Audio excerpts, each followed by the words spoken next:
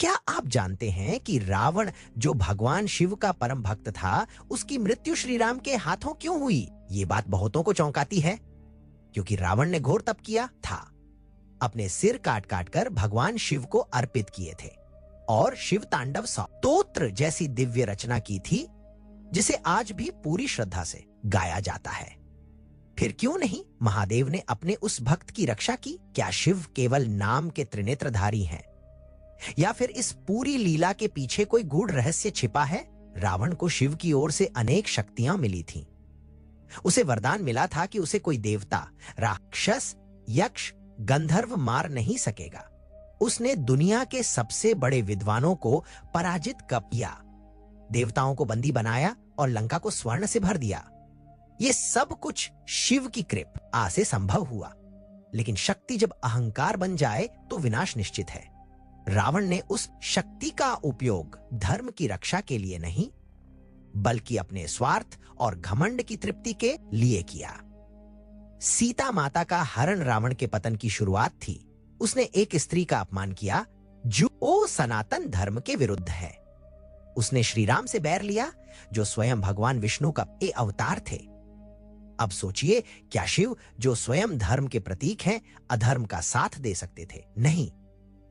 शिव ने कभी रावण का त्याग नहीं किया, लेकिन धर्म का उल्लंघन करने पर वे तटस्थ हो गए। दरअसल रावण की मृत्यु उसकी हार नहीं थी, वह मोक्ष का द्वार थी। भगवान शिव ने रावण को शक्ति दी थी, लेकिन इन मोक्ष दिलाने की जिम्मेदारी भगवान विष्णु पर थी। यही कारण था कि श्री राम ने रावण का वध किया, ताकि वह अपने पापों से मुक्त हो सके और शिव की गोद में लौट सके।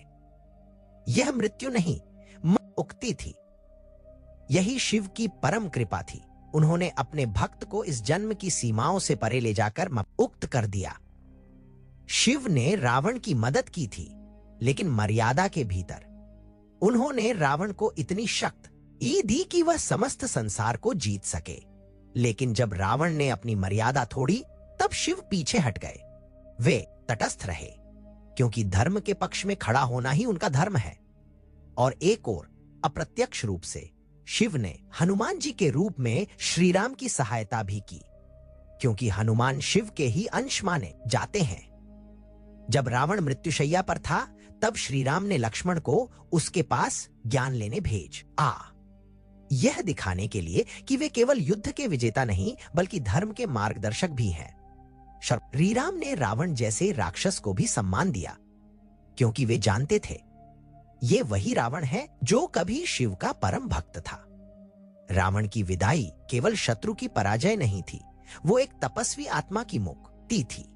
तो अब आप समझ सकते हैं भगवान शिव ने रावण की रक्षा क्यों नहीं की, क्योंकि भक्ति से आप भगवान को पा सकते हैं। लेकिन यदि आप धर्म के विरुद्ध जाएंगे तो भगवान भी तटस्थ हो जाएंगे। शिव ने रावण को शक्ति दी, लेकिन राम ने उसे मोक्ष। यही त्रिकालदर्शी शिव की सबसे गूढ़ लीला है।